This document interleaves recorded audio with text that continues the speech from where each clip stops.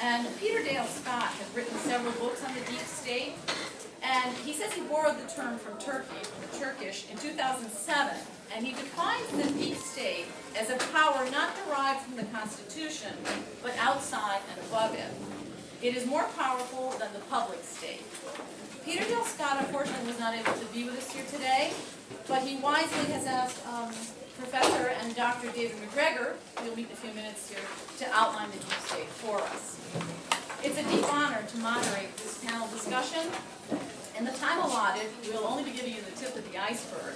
That's why we provided the reading list for you for websites and other sources to dig deeper yourself. The deep state continues to derail our democracy, or what's left of it. It put most Americans in a deep trance, divided by left, right, Democrat, Republican, and most policies don't change regardless of which party is in power. It's my belief that we can't defeat the deep state if we continue to follow its manufactured dividing lines.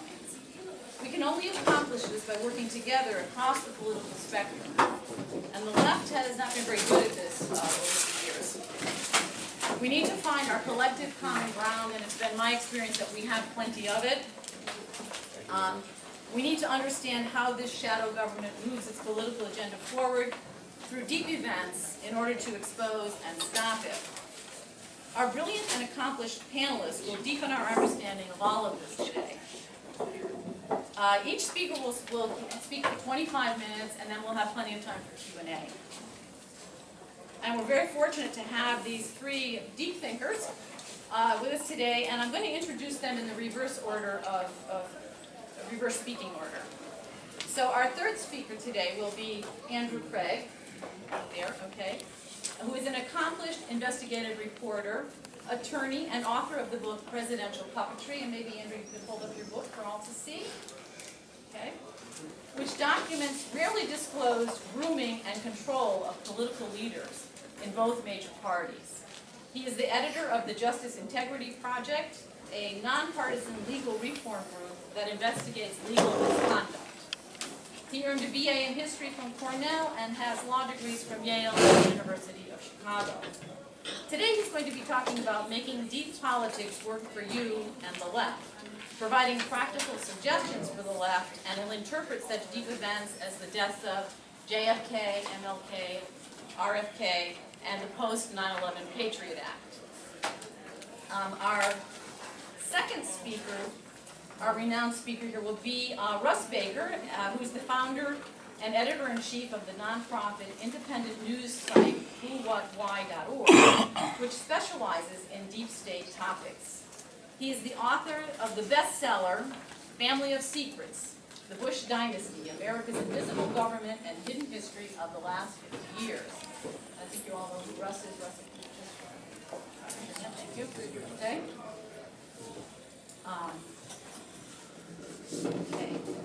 Russ has investigated a broad range of topics for some of the world's top mainstream and alternative outlets. And Who, What, Why, they've also done extensive research and reporting on the Boston Marathon bombing that I don't think you'll see anywhere else. Russ will talk about how the media has been co-opted by the deep state and how difficult it is as a mainstream journalist to tell the truth about deep events. And our first speaker, we have the distinguished Dr. David McGregor, who received a BA and an MA from Carleton University. He was a sociologist with the Canadian government from 1971 to 1975. After completing a PhD at the London School of Economics and Political Science in 1978, he joined King's University College at the University of Western Ontario, where he is a sociology professor. His book, The Communist Ideal in Hegel and Marx, won the 1985 John Porter Memorial Award. Routledge published a new edition of The Communist Ideal as Volume 2 of its Marxism series this year. Among his other publications are Hegel, Marx, and the English State, Hegel and Marx After the Fall of Communism, and other articles. He contributed a number of articles on the nature of terror after 9/11, including Marxism, conspiracy, and 9/11, and he also taught an undergraduate course on terrorism, which features ideas and concepts from Peter Dale Scott's work. So he'll be delving into the deep state today and deep events. So let me introduce David McGregor. Here,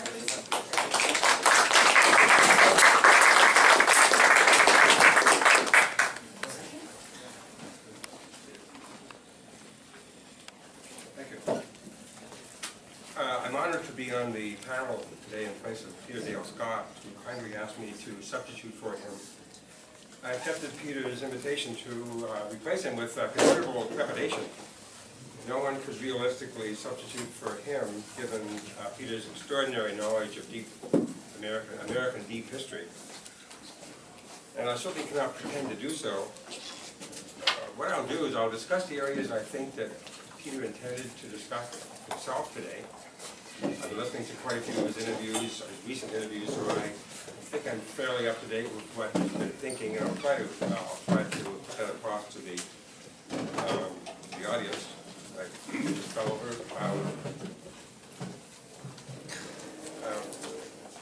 Much of what I think so. I'm not sure. no, it's fine. Okay, all right, thank you. Much of what I will say is closely drawn from Peter's publications, especially his new book. Is that right with me? The American Deep State, which was just published last fall. And there's a picture in this book of an airplane, which I'll explain in a minute. The White House and an airplane. The cover of Peter's new book includes a striking image of a plane flying over the White House. He explains the image as follows.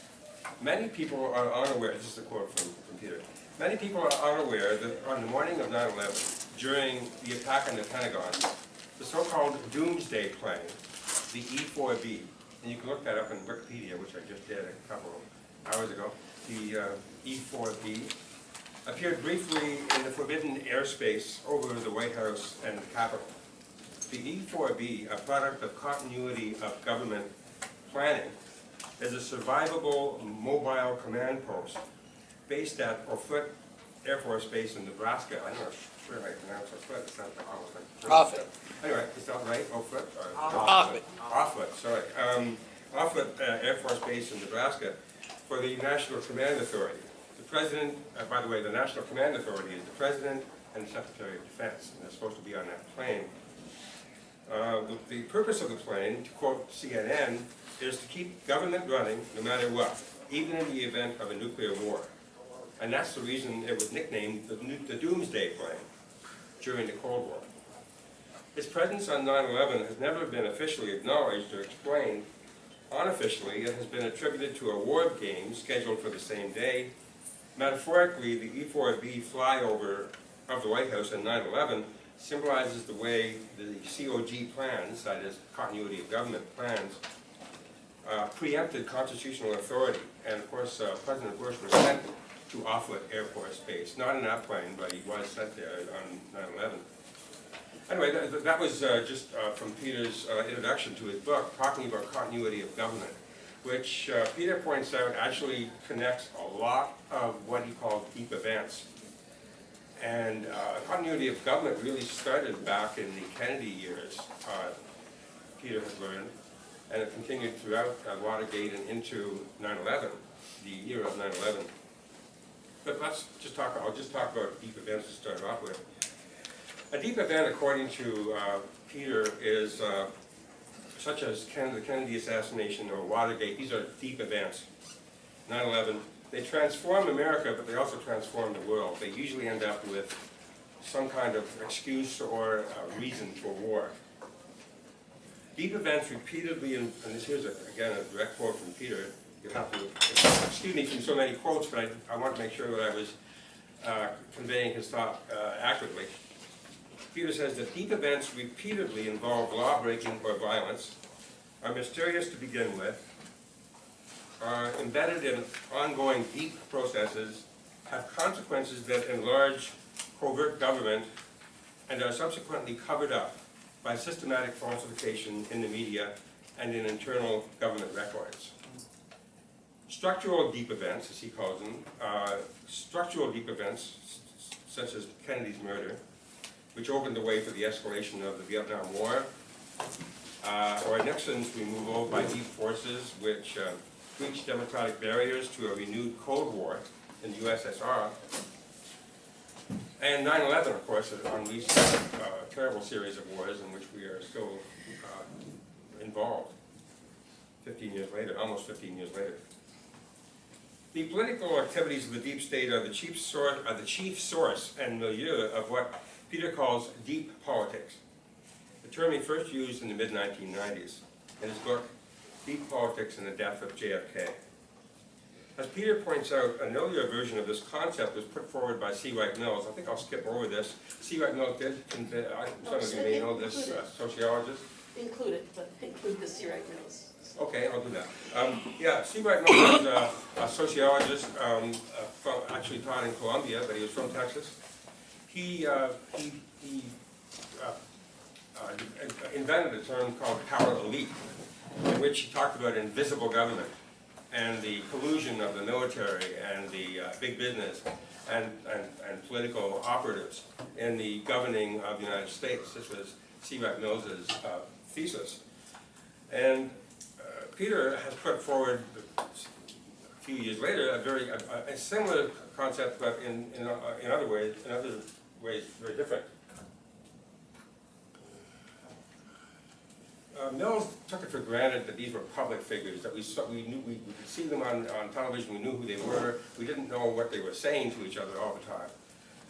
However, in Peter's concept, the invisible government or the deep state, we often don't see these people. We don't see them operating except that they are exposed.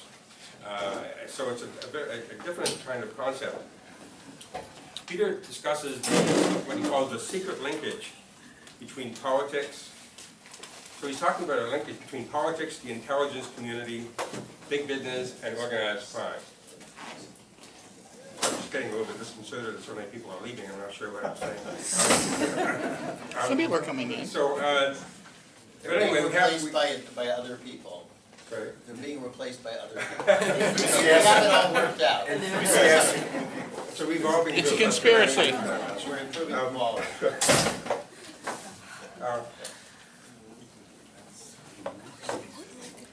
Another difference emerged between Peter and C. Wright Mills. It may have more to do with historical processes than actual theory. Mills talked about the military as being the most dangerous aspect of the power elite, the people that were the most poisonous and evil part of the power elite. Now, Peter actually thinks the military these days is in some ways a constraining force on the deep state. That in some ways the military command of the United States is moderate compared to the rest of the deep state. So I've heard him say that a couple of times, which I was glad he did because I began to think that myself recently as well, that in fact the military looks like a moderate, certainly a moderate force compared to the other members of the deep state. Peter argues that in recent times, well, I already said that he'd become, actually there's something that some of you may have heard of and some of you may not have done. In about the mid-1930s, there was a Marine general named Smedley Butler who stopped the overthrow of FDR. And this has actually happened. It was in the papers, there was all kinds of congressional inquiries. It was a big deal at the time. Of course, you'll never see it in your history books. It's gone. Because it's an example of deep politics. You'll never read about Smedley Butler and the overthrow of FDR in a regular historical book because that didn't happen as far as they're concerned. So there is this kind of thing that goes on where things happen, they disappear, they reappear, they disappear again. It seems to be an aspect of the deep state. In a fascinating interview with Alan Dale, by the way, I recommend Alan Dale for some of you. Some of you may be interested in the Kennedy assassination, and Alan Dale is on a program called JFK Lancer, and he does a bunch of interviews of experts on the JFK assassination. I put myself to sleep every night by listening to these interviews, believe it or not. But anyway, they're quite good. But in a fascinating interview with Peter Dale Scott, Scott says that he was a Canadian diplomat in the early 1960s in Poland. And he noticed he really liked Poland for a number of reasons that he pointed out, but one of the reasons that he liked Poland was because it was like Canada. Everybody knows everybody else. It's not like the United States is so big, you know, you probably hardly ever meet anybody more than once, I'm sure, in your country. In my country, you meet the same people all over again. So he liked that aspect of Poland, that it had this kind of, you know, familiarity to it. And I think it's, and this may explain why I'm here, right? Peter and I know each other, because almost everybody in Canada knows each other. But anyway, but more precisely, I thought it would be a useful thing to point out that the deep state is like that too. The people in the deep state know each other. It's almost like a revolving group of characters that come up again and again. For example, the same characters come up in the Kennedy assassination as in Watergate. Some of the people that are in Watergate come up again in 9/11. So you have, it's almost like their Rolodex for the deep state, and then people just show up again and again. Howard Hunt being one, the guy that showed up in Watergate, but he was really closely involved in the Kennedy assassination. Or two people you probably haven't heard of, Dick Cheney and Donald Rumsfeld, started with Watergate and of course are huge in 9/11. So this is one, I'm sort of edging into some comparisons between the Kennedy assassination and 9/11. And Peter, I think back in 2008, he began a collection of facts that are true of 9/11, but also true of the Kennedy assassination. I remember Alan Dale talking about the differing maybe I'm getting off topic here, but if you look at the Kennedy assassination, everybody has a theory about it. But the only thing they can agree on is that it happened on Friday, November 22nd at 12:30. That's what the only thing that most conspiracy theorists in the Kennedy assassination could probably maybe agree with. But anyway, there are about 7 or 8 very interesting similarities that Peter picked up between 9/11 and the Kennedy assassination. The first one was that all the suspects, the alleged suspects, Lee Harvey Oswald in the case of Kennedy, and a number of the hijackers in 9/11 were already well known to the intelligence services before the event. So Oswald had a very big file. At least 2 and maybe more of the so-called 9/11 hijackers. By the way, Peter did not believe that any hijackers got on the planes. He's given up on that official theory. He hadn't found any evidence to support the idea that there were hijackers on those planes. But I won't go any further into discussions of 9/11 except to talk about these comparisons. So at least 2 of the alleged 9/11 hijackers were identified well in advance, and law enforcement agencies made sure that these people were not impeded in the months prior to 9/11. The same thing with Oswald. They actually took him off the FBI watch list about a month before the murder of Kennedy. So the first thing is that they are already well known to intelligence authorities. The second similarity is that designated suspects helpfully laid down a paper trail, making it easy to identify them. If you remember, one of the very first things they said was Mohammed Allah, the lead hijacker apparently of 9/11, left his passport in a plane, and somehow that survived the actual crash. And that was in, if you remember that was actually in, and then they said they left it in a car. Whatever, there was a paper trail that was huge that you could identify these people with. The same was true of Oswald. He kept showing up on TV, being interviewed and doing crazy things. So that was the designated suspects helpfully laid down a trail for themselves. That's number 2. Number 3 is that they immediately know who these people are. Kennedy was shot at 12:30. The U.S. authorities announced at 1:30 that Oswald did it. And by 2:30 he was arrested. That's like amazing police work. Well, it is. Except that as Peter loves to point out, the way they described Oswald in the police release was not Oswald. It was like, apparently he was 165 pounds and he was 32, where the real guy was 23 and weighed 135. But anyway, whatever. They knew who he was very shortly after he did it. The same was true, if you recall, on 9/11. Actually, I appeared on TV on 9/11. I was doing a course on evil, and the journalists were looking for who's done anything on evil, because remember, Bush kept saying evil this, evil that.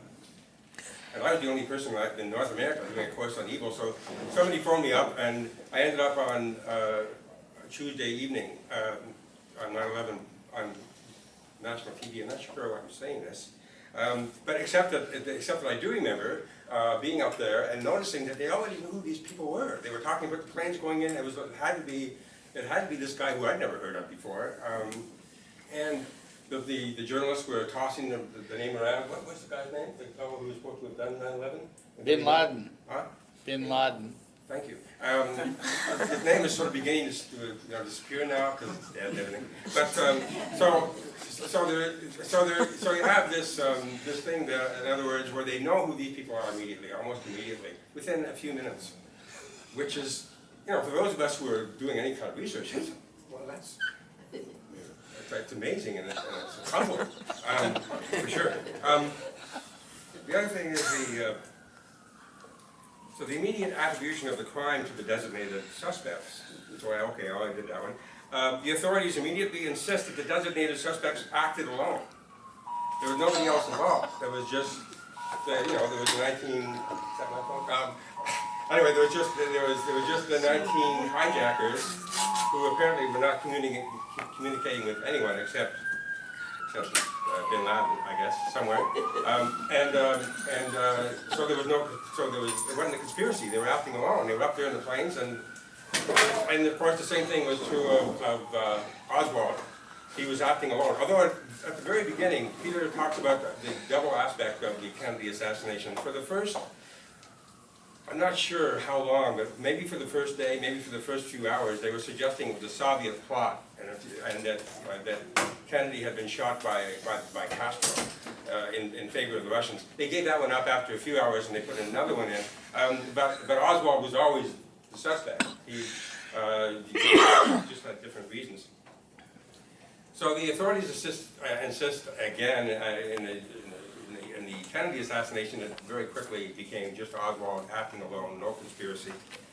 And of course the same is true of Bin Laden, who was supposed to be so rich and so powerful and that he could do anything he wanted to do, including attack New York, and something the Russians were never able to do. They were hard to do. How did we think of that? 3 planes, we could have just blowing up the United States, and it would have been so easy. Bin Laden had certainly extremely amazing abilities. So that's number 4, they acted alone. And finally, both events involved, and this is where Peter's research is really interesting, both events involved drug smuggling. So we find drugs all over the Kennedy assassination. Drugs are part of Watergate. Drugs are also part of 9/11. There's an interesting, it's almost like an undercurrent throughout these so-called deep events, the notion of drugs and the role of drugs in these kind of operations. So I'll just go right to the global. In terms of drugs, for example, the Kennedy assassination involved Cuban drug smugglers. The drugs were huge for Cuba, and everywhere you look at, in terms of the conspirators, in terms of the Kennedy assassination, you begin to find drugs, as connections with drugs. One of the first things that happened when the United States went into Afghanistan is that the production of heroin increased, and they began to use drugs, of course, to further destabilize Russia. By putting all kinds of cheap drugs from Afghanistan into Russia. But so you have really this aspect of drugs is always a part of deep politics. Have I got lots of time? 7 minutes. I have 7 minutes left? 7 minutes. Wow, that's good. I'm relieved because I was hoping not to have to tell you what I write about, and now I can't because I have so few minutes left. That's what else we are getting into some of that. So the global drug operations supply off-the-books funding for activities of intelligence agencies such as the CIA. I was talking to someone last night on a party, actually at Scott's, Russ's place, very interesting conversation. We were discussing why was Kennedy shot? Who were the prime suspects? And I used to, and I'm sure Peter did too, is we were both skeptical that the mafia was an important part of the assassination. Certainly they were an aspect of it, but not an important part of it. But I think lately Peter's beginning to see the mafia as more important in the Kennedy assassination than he thought they were before. Not that they were the ones that controlled it, but simply because the mafia is almost a total tool of the CIA. And so that when Robert Kennedy was investigating the mafia activities, he was getting very close to uncovering some of the things the CIA is involved in, i.e. their very close partnership, if not symbiotic relationship with the mafia, which goes way back to 1948 in Italy. But anyway, in any event, so we have these the connection of deep events and drug smuggling. And let me just talk about how illegal drugs are involved. First of all, illegal drugs provide motivation and support for the criminal empires that are useful tools of the secret government agencies. Trade in drugs is a source of riches for the world financial institutions. You may have read those reports a couple of years ago that suggested that some of the major assets of the banks after 2008 were actually drug assets. That was how they stayed afloat. So we have something that Peter calls the financialized plutonymy, the ruling class basically of a financier ruling class, which depends on drugs or uses drugs in its finances and its networks of domination. Finally, the drug trade is a key facilitator of disrupting economic development in the third world. I'm not sure how far Peter would go to say that, but we usually have drugs are used to fund terrorists, to fund overthrows of leaders. They turn out to be a really good way to, for example, get rid of Gaddafi or to get rid of Saddam Hussein. We usually find that those kind of overthrow efforts are financed by drugs and helped by drug networks. You've got 4 minutes. 4 minutes. Well, I was going to go into Hegel and Marx, and which is my area. And I actually was going to give a retirement. Somebody was retiring from my college about 2 weeks ago, and the dean said to me before I went up on the podium to give a little talk about this person's retirement, he said, "I hope you're not going to talk about Hegel for 45 minutes."